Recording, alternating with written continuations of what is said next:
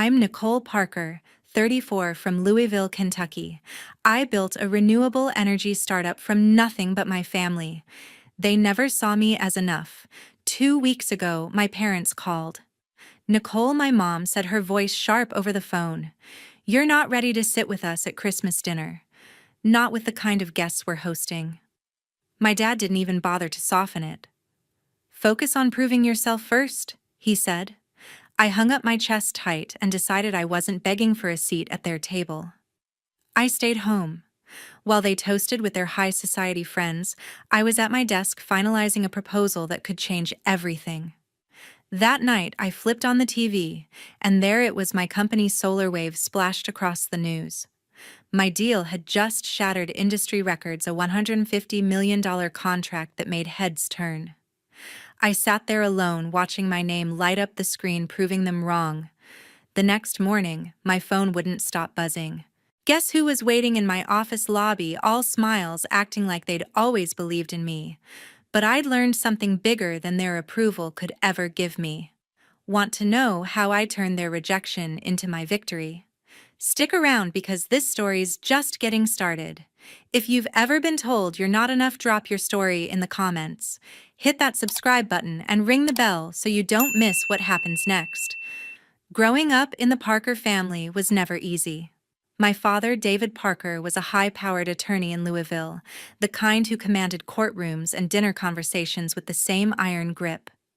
My mother, Linda Parker, was a celebrated journalist, her bylines in every major paper, her opinions treated like gospel at home.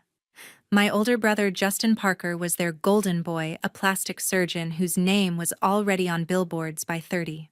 My younger sister, Heather Parker, was no slouch, either, a fund manager who closed million-dollar deals before she could legally drink. Then there was me, Nicole, the odd one, out doodling solar panel designs in my notebook, while they debated stock markets and malpractice suits. Our family's dinner table was a battlefield of expectations. Every Sunday we'd gather in the dining room, crystal glasses clinking, and I'd sit there invisible. "Nicole, why can't you be more like Justin?" Dad would say, slicing his steak, not even looking at me. Mom would nod, adding, "Heather's already presenting to investors. What are you doing with those science projects?" My ideas about renewable energy were dismissed as childish fantasies. "It's not a real career," Heather once sneered, rolling her eyes as she checked her phone. Justin barely bothered to comment, too busy bragging about his latest procedure. I'd bite my tongue, staring at my plate, knowing they'd never understand. Those dinners shaped me, but not in the way they wanted. I'd escape to my room, sketching designs for cleaner energy, dreaming of a world that didn't run on their approval. They saw my passion as a phase, something I'd outgrow when I got serious. I was 16 when Mom handed me a law school brochure saying, "This is what success looks like." I tore it up the second she left. My defiance grew quietly, fueled by their constant comparisons. They thought they were pushing me to be better, but they were teaching me I'd never fit in. The only person who saw me was my grandfather, Harold Carter. He wasn't like the rest of them. A retired engineer, he'd built his own business from nothing, and he'd sit with me for hours listening to my ideas about solar power. "You've got something special, Nicole," he'd say, his voice, steady, eyes bright with belief. "Don't let them dim your light." When I was 17, he gave me a worn-out book on renewable energy, its pages dog-eared from his own dreams. "This world needs people like you," he told me, pressing it into my hands. It was the first time I felt seen. But Harold's support couldn't shield me from the rest. At 18, during one particularly brutal dinner, Dad laid into me about my unrealistic goals. "You're wasting your potential," he said, his voice cutting deeper than usual. Heather chimed in. "Maybe if you tried harder, you'd actually matter." I pushed my chair back, heart pounding, and walked out. Mom didn't call me back. Justin didn't look up.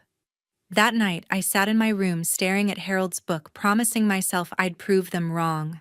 Not for them, but for me. School wasn't much better. My teachers loved my ideas, but my grades suffered because I spent every spare minute researching solar technology. My classmates called me the dreamer, half mocking, half pitying. I didn't care. I was building something bigger than their approval, something that could change how we powered the world. But every time I went home, the weight of my family's judgment pressed harder. "You're not cut out for this," Mom said once, her tone final, like she'd already written my failure. I stopped sharing my dreams with them after that. By the time I hit 19, I was suffocating. The Parkers wanted a lawyer, a doctor, a financier, not a kid obsessed with saving the planet. Harold was the only one who kept me grounded. "They don't get to define you," he said one afternoon, sitting on his porch, his hands rough from years of work. He told me stories of his own struggles, how he'd ignored the naysayers to build his company. "You'll find your people," he promised. I clung to that, even as my family's voices echoed in my head, telling me I'd never be enough. My sophomore year of college, I made the biggest decision of my life. I was 20, studying engineering at the University of Louisville, but my heart wasn't in lecture halls or textbooks. I spent every free moment sketching designs for high-efficiency solar panels, convinced they could change how we power the world. My dorm room was a mess of notebooks, calculations scrawled on napkins, and articles about renewable energy. I wasn't chasing grades, I was chasing a vision. But that vision didn't fit the Parker family blueprint. So one spring afternoon, I walked into the registrar's office and dropped out. The fallout at home was instant. Dad called me to the living room, his face red with fury. "You're throwing your life away on some pipe dream," he shouted, slamming his coffee mug down. Mom stood behind him, arms crossed. "This is beyond reckless, Nicole," she said. "You think you're smarter than everyone else." Justin, who was visiting from his fancy clinic, just shook his head. "Good luck with that," he muttered like I was a lost cause. "Heather was the worst. You're embarrassing us." She snapped, her voice dripping with disdain. "They didn't just disapprove. They cut me off. No tuition, no allowance, no safety net. I was on my own." I packed a bag and moved into a cramped studio apartment, the kind with peeling paint and a leaky faucet. My savings were pitiful, barely enough for rent. But then my grandfather, Harold Carter, called me. He was frail, his voice weak from illness, but his words were steady. "I believe in you, Nicole," he said. Days later, he mailed me a check for $10,000, his life savings. "Build something real," he wrote in a shaky scrawl. It was the last time I heard from him. He passed away a month later, and I carried his faith like a torch. With Harold's money, I bought a used laptop, some engineering software, and a stack of books on solar technology. I named my project Solar Wave, a nod to the energy I wanted to unleash. But Louisville wasn't exactly a startup hub, and I was nobody, just a college dropout with a crazy idea. To survive, I worked nights at a diner, pouring coffee for truckers and counting tips to buy groceries. My days were spent in the library teaching myself circuit design and energy storage. I'd sketch prototypes on napkins between shifts, my hands stained with coffee and ink. The loneliness hit hard. My old classmates were posting about internships and frat parties while I was eating instant noodles in a room that smelled like mildew. I'd lie awake at night wondering if Dad was right, if I was chasing a fantasy. But then I'd open Harold's book, the one he gave me, and read his handwritten note on the first page: "Keep going." It was enough to silence the doubts, at least for a while. I started reaching out to local engineers, pitching my idea at meetups in dingy community centers. Most laughed me off. "Solar's a long shot," one guy told me, sipping his beer. "Stick to something practical." But I kept talking, kept refining my designs. I learned to ignore the rejections, to focus on the math and the physics. My first prototype was a disaster: wires fried, panels cracked, but it was mine. Every failure taught me something new, and I was getting closer. Months turned into a year.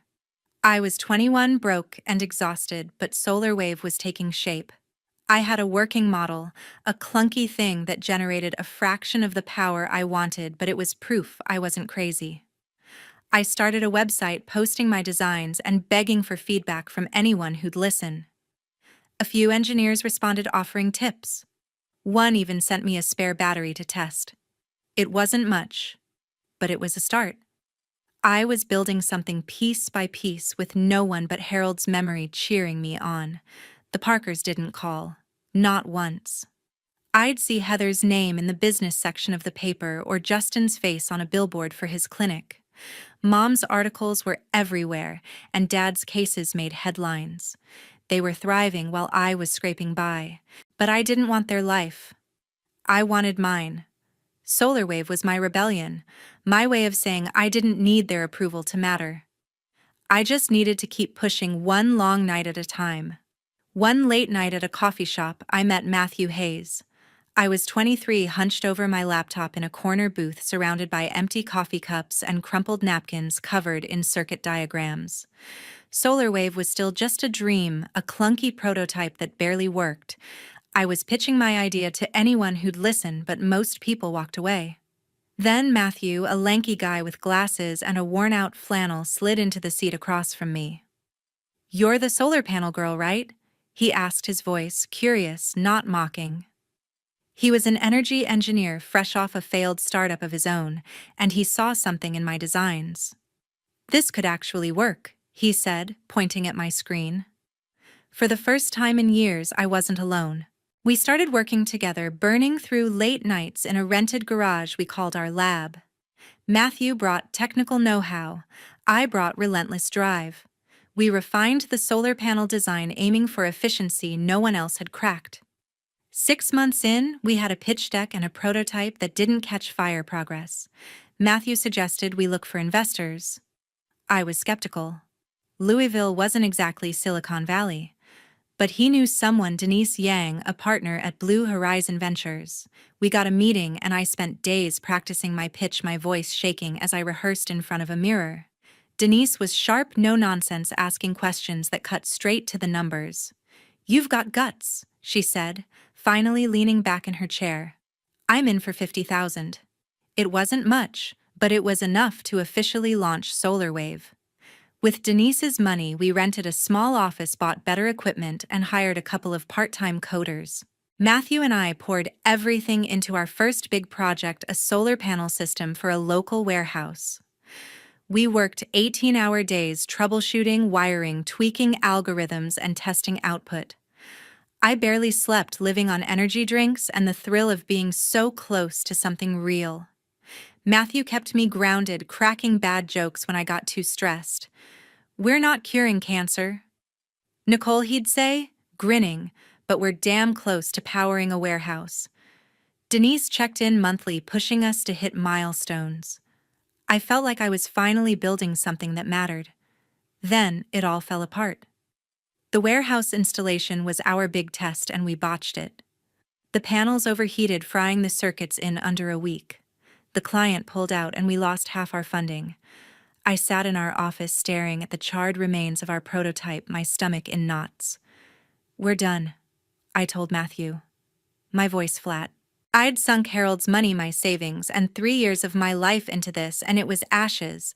I thought of Dad's words. "You're throwing your life away." Maybe he was right. Matthew didn't let me spiral. "Failures are data," he said, tossing a burnt wire aside. "We know what's wrong now. We fix it." I wanted to quit, but his stubborn optimism wouldn't let me. We went back to the drawing board. Matthew dug into the technical flaws: faulty heat sinks, bad voltage regulators. I focused on the math, recalculating energy yields and material costs.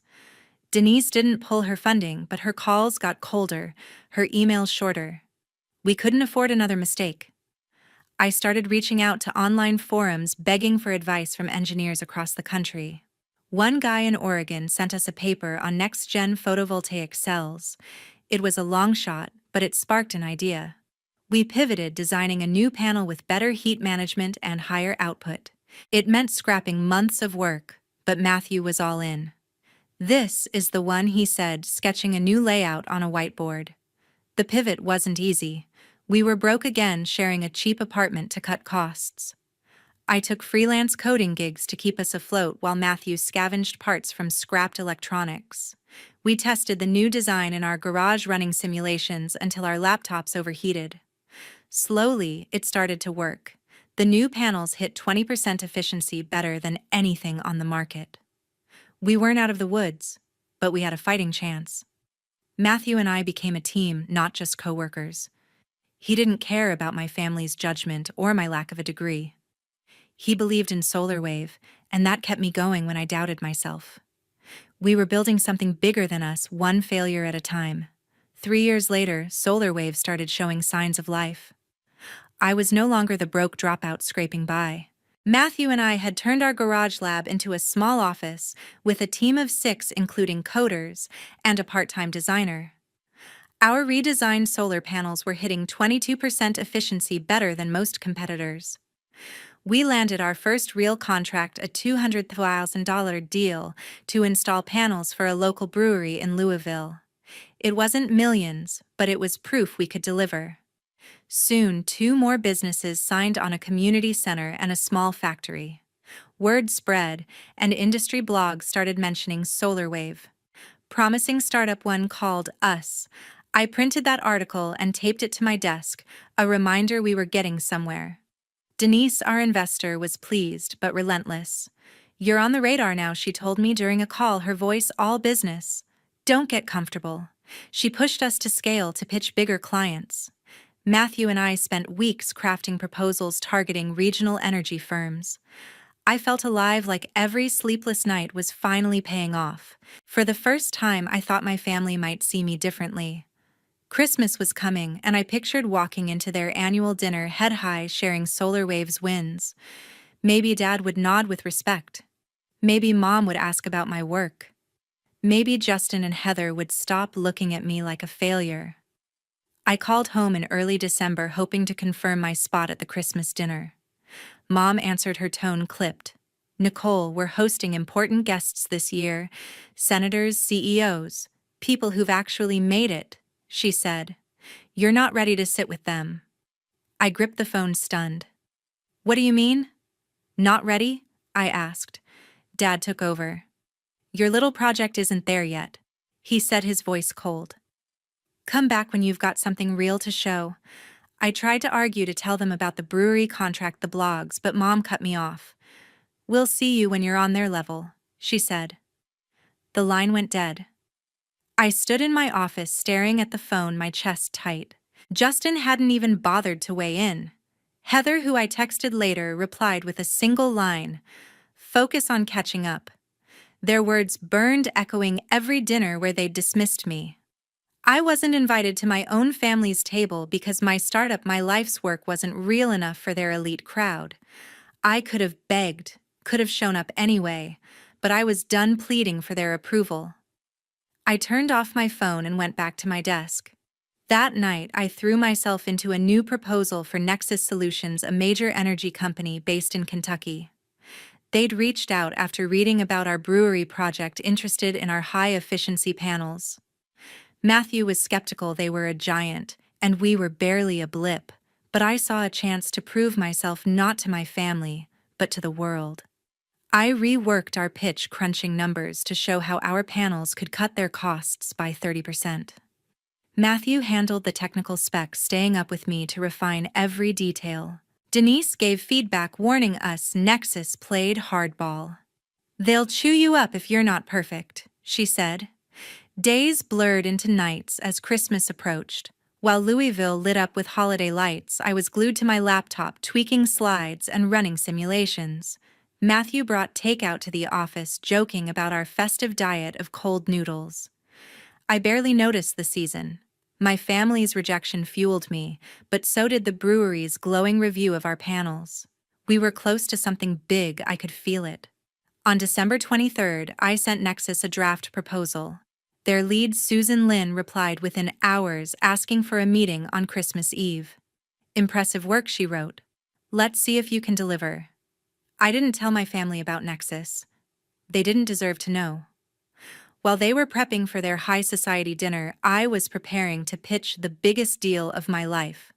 Matthew and I rehearsed until midnight, testing every slide, anticipating every question. I wasn't just fighting for solar wave. I was fighting for the years I'd been called a dreamer, a failure. Susan's email was pinned to my screen, a beacon pulling me forward. Christmas was 2 days away, and I was ready to bet everything on that meeting, even if it meant spending the holiday alone. On Christmas Day, I sat alone in front of the TV.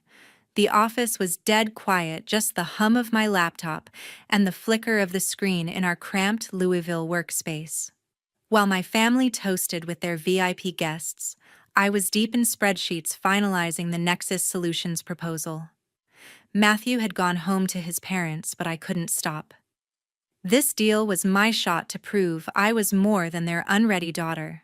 I'd been up since dawn, triple-checking every slide, every calculation. Our panels could save Nexus 30% on energy costs, but they wanted perfection, and I was determined to deliver. At 2 p.m., an email from Susan Lynn, Nexus's director, hit my inbox. "Solid proposal," she wrote, "but your heat dissipation system needs work. Can you fix it by tonight?" My heart sank. The heat issue was our old nemesis, the one that tanked our first project. I called Matthew, who was halfway through his mom's pecan pie. "We've got 6 hours," I said, voice tight. He didn't hesitate. "I'm on my way." By 3 p.m., he was back, coffee in hand, diving into the technical specs. We tore apart the design, focusing on the cooling system. I ran simulations while he reworked the schematics, our screens glowing in the empty office. Hours blurred. I scribbled equations on a whiteboard, my hands shaking from caffeine and nerves. Matthew found a flaw in the ventilation design and suggested a new alloy for the heat sinks. This could push efficiency to 25%, he said, his eyes bright with that same spark I saw when we met. I recalculated the output, plugging in his changes. The numbers looked good, better than good. At 8 p.m., we had a new design, lighter, cooler, and more efficient than anything we'd built before. I typed up the revisions, my fingers flying, and sent the updated proposal to Susan at 9:47 p.m. "Here's the fix," I wrote, hitting send with a knot in my stomach. I collapsed onto a couch in the office, too wired to go home. The TV was on some local news channel, droning about holiday sales. Then at 10:15 p.m., my phone pinged. Susan's name flashed on the screen. "Your solution checks out," her email read. "We're signing the contract, $150 million for SolarWave to supply panels for our Midwest grid. Congratulations." I stared at the words, my breath catching. $150 million. It wasn't just a deal. It was a game changer. I called Matthew, who whooped so loud I had to pull the phone away. "We did it, Nicole," he shouted. I laughed, tears stinging my eyes, feeling Harold's belief in me from years ago. Before I could process it, the TV screen shifted. "Breaking news," the anchor said, her voice sharp. "Louisville startup SolarWave has secured a $150 million contract with Nexus Solutions, marking a record in the renewable energy sector."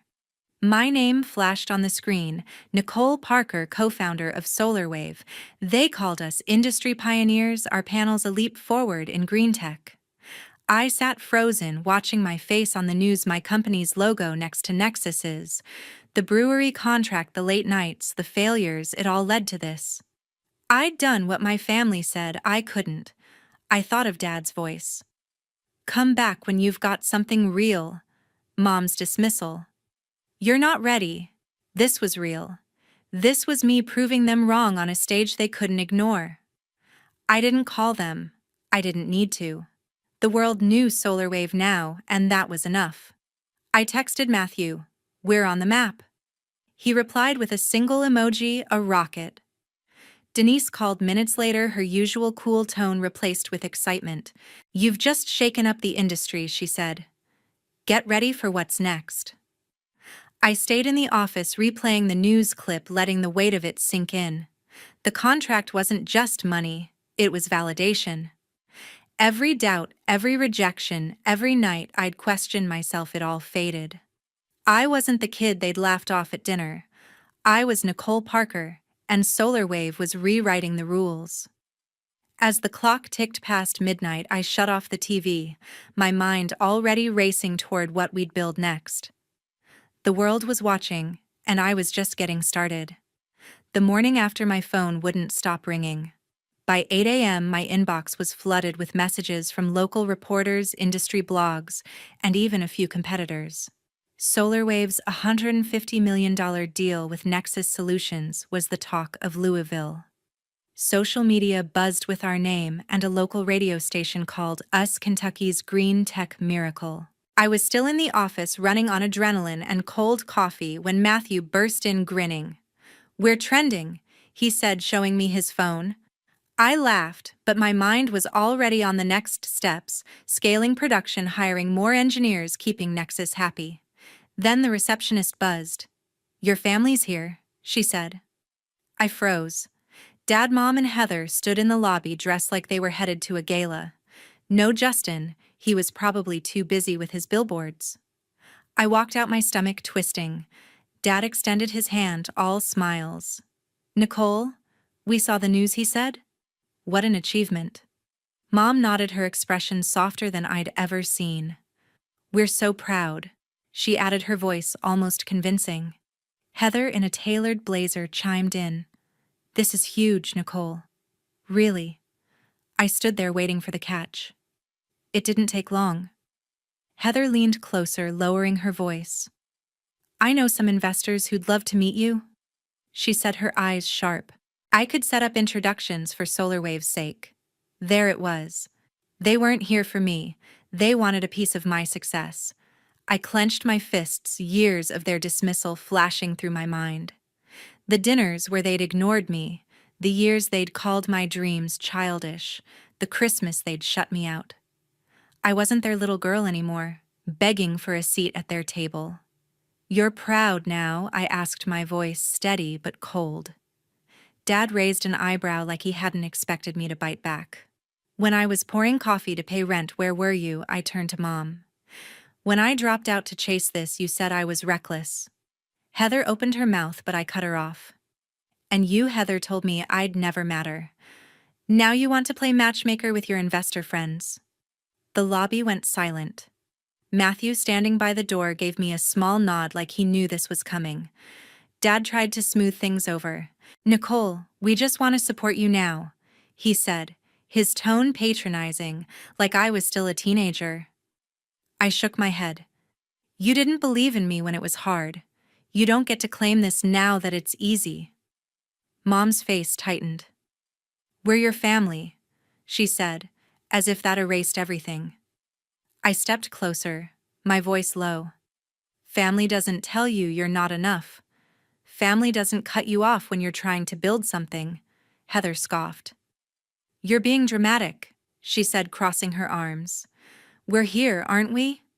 I looked at them, Dad with his polished suit, Mom with her perfect posture, Heather with her calculated smile. They hadn't changed. They saw SolarWave's name in lights and thought they could waltz in, rewrite the story act like they'd always been on my side. "You're here because the news told you to be," I said. "I built this without you. I don't need your connections or your approval." The words felt like a weight lifting off my chest. For the first time, I didn't care what they thought. Dad's face reddened. "You're making a mistake," he warned. "You'll need us someday." I almost laughed. "I needed you 10 years ago. I don't anymore." Mom reached out, her voice softer now. "Let's talk this over at lunch," she said, gesturing toward the door. "We can celebrate properly." I shook my head. "I've got work to do," I said, turning toward my office. "You know the way out." Heather muttered something under her breath, but I didn't catch it. I didn't care to. As they left, Matthew walked over holding 2 fresh coffees. "That was badass," he said, handing me a cup. I smiled, but my heart was still racing. Walking away from them felt final, like closing a door I'd left cracked open too long. I sat at my desk, the Nexus contract glowing on my screen. SolarWave wasn't just a company, it was mine, built from my failures, my late nights, my defiance. I didn't need their lunch or their praise. I had Matthew, Denise, and a team that believed in me. That was enough. 6 months later, SolarWave became a household name in Louisville. Our office buzzed with new hires, and our panels powered half the city's public buildings. I was 27, no longer the kid sketching dreams on napkins. I stopped answering calls from Dad, Mom, and Heather. Their texts polite, then desperate, went unread. Justin never reached out, probably too proud. After our last confrontation, I realized I didn't need their validation. I blocked their numbers and moved on, my focus locked on building what I'd started. My world grew richer without them. Matthew was more than a partner now. He was my rock, always ready with a bad joke or a late-night brainstorm. We'd spend evenings debating panel designs, our laughter echoing in the office. Denise, our investor, became a mentor, guiding me through boardroom politics with sharp advice. "You're tougher than most CEOs I know," she told me once, her smile rare but genuine. Then there was Diane Carter, a brilliant energy scientist I met at a conference. Her passion for fusion tech matched my drive, and soon our coffee dates turned into something deeper. With her, I felt understood, not judged. I wanted to honor the one person who'd believed in me from the start: my grandfather, Harold Carter. Using SolarWave's profits, I launched the Harold Carter Scholarship Fund, a $100,000 program for young innovators in renewable energy. At the opening ceremony, I stood before a crowd of students holding the book Harold gave me years ago. "This is for dreamers who don't have a cheering section." I said, my voice steady. Diane squeezed my hand off stage, and Matthew clapped loudest, his grin wide. The first recipient, a shy 18-year-old with a solar battery prototype, reminded me of myself. I knew Harold would have been proud. Looking back, I saw the cost of my family's arrogance. They'd dismissed me as a failure, too caught up in their own success to see mine. Now they were the ones on the outside, their calls unanswered, their invitations ignored. I didn't gloat, I didn't need to. My life was full: a thriving company, a partner in Matthew, a mentor in Denise, a love in Diane. Their absence didn't leave a void. It made space for people who valued me. The biggest lesson wasn't about winning or proving them wrong. It was about knowing my worth didn't depend on their approval or anyone's.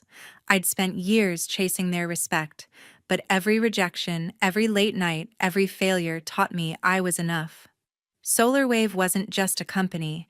It was proof that my dreams had weight, that I could build something lasting without their help. My family lost me not because I failed, but because they couldn't see me. That was their burden, not mine.